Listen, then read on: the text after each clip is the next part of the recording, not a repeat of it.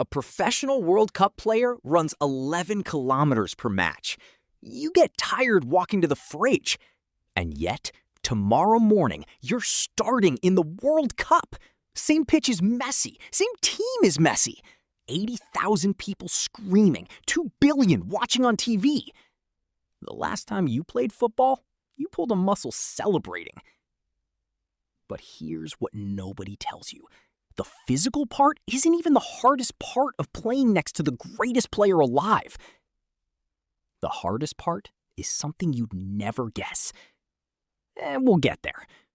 First, you have to survive the locker room.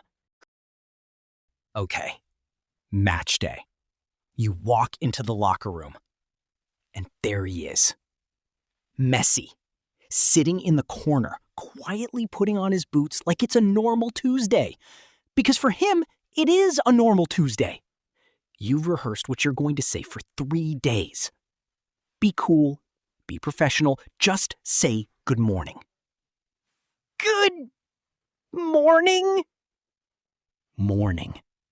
You said good morning to Leo Messi. He nods politely. He has heard worse.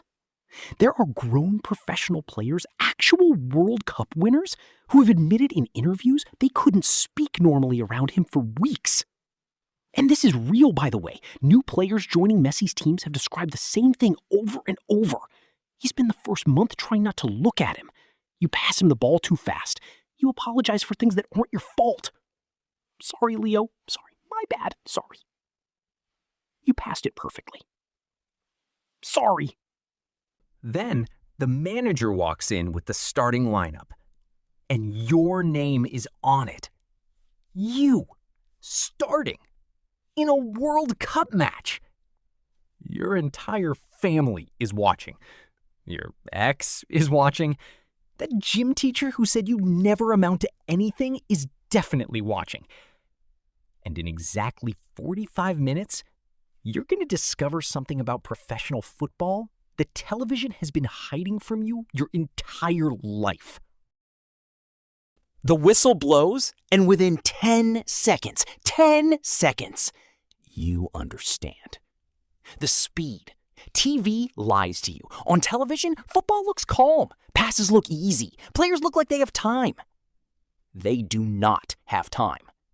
The ball comes at you like it was fired from a cannon. The defender behind you arrives before the ball does. Someone is screaming your name from 3 directions. You have half a second to decide, and you spend that half second thinking, wow, the grass is really nice.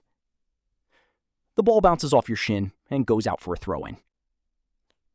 80,000 people groan at the same time.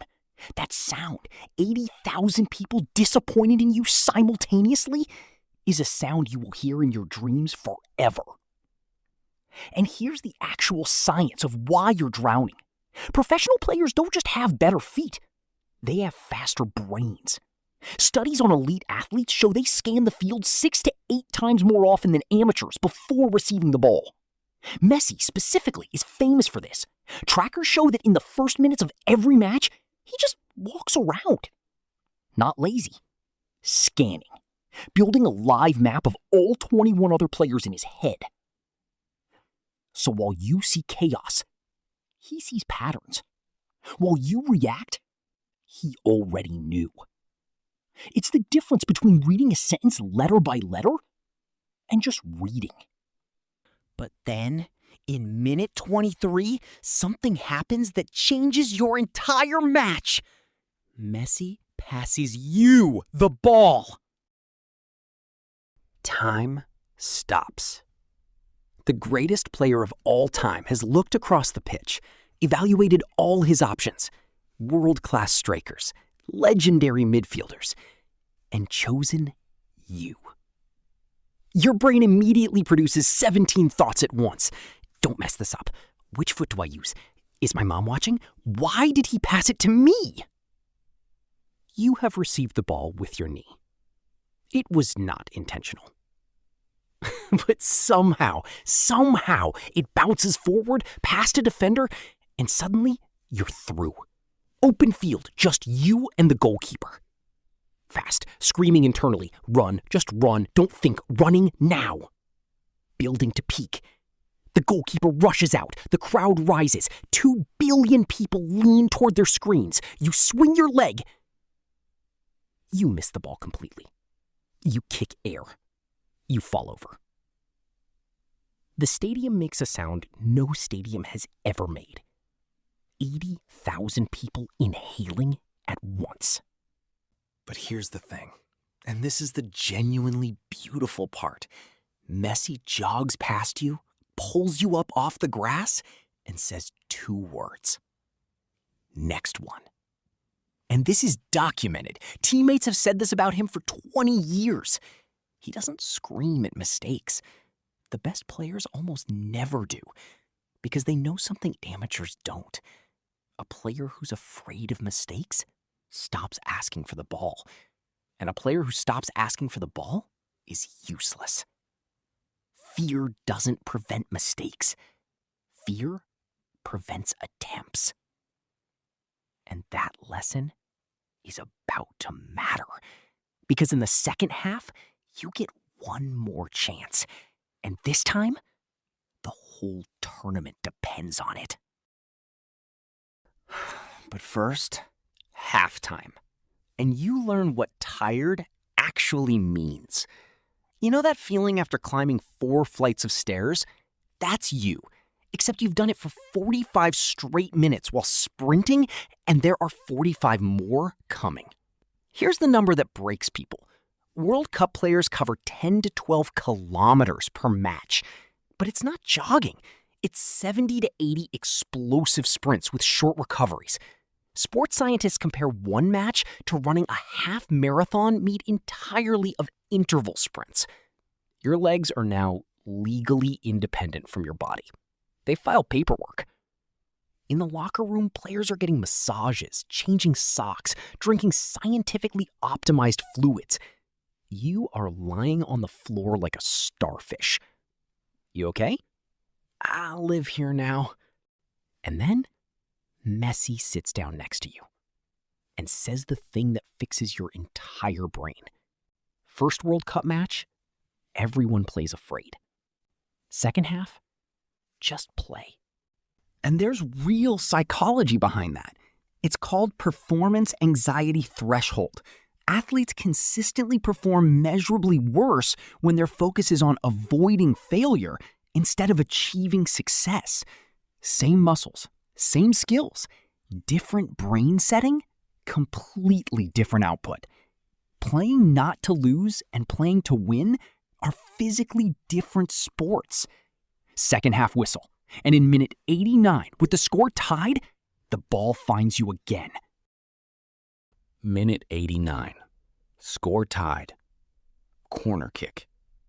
You're standing at the edge of the box, legs finished, lungs finished, brain running on pure static. And weirdly, you're calm. The fear ran out somewhere around minute 70. There's nothing left to be afraid with. The corner comes in. The goalkeeper punches it out. The ball loops up and drops directly toward you. No time to think, which is perfect, because thinking was always your problem. You don't decide to shoot. Your body decides. One touch. Swing. It goes in. It goes in! The stadium detonates. 80,000 people screaming your name. Your name! They learned your name! You run in a random direction screaming. You don't have a celebration planned. You slide on your knees and immediately regret it because knee sliding is much harder than it looks, and now you've stopped in an awkward spot and 11 teammates are jumping on you. And at the bottom of that pile of bodies, you make eye contact with Messi. And he points at you and just grins. Next one, he told you. He knew. So, what did we actually learn? Playing in a World Cup means your body gives up in the first half, your brain gives up at halftime, you say good morning to the greatest player alive, and you score exactly one goal. by accident, with your face partially closed. But the real thing is this. Remember the cold open? The hardest part isn't physical? Here's the answer. The hardest part is the noise in your own head, the fear of failing in front of everyone. And the greatest player alive deals with the exact same noise. He's just had 20 more years of practice turning it down. Talent decides how good your best moments are. Fear decides how many of them you get. And that applies to your life way more than football. The presentation you're scared to give, the message you're scared to send, the thing you've been preparing for 8 months. You're not playing to win. You're playing not to lose. Switch the setting. Just play. If this made you want to run somewhere, anywhere, drop a like. It genuinely helps the channel grow. And comment below, which country would you play for in the World Cup? Bonus points if it's not even your country.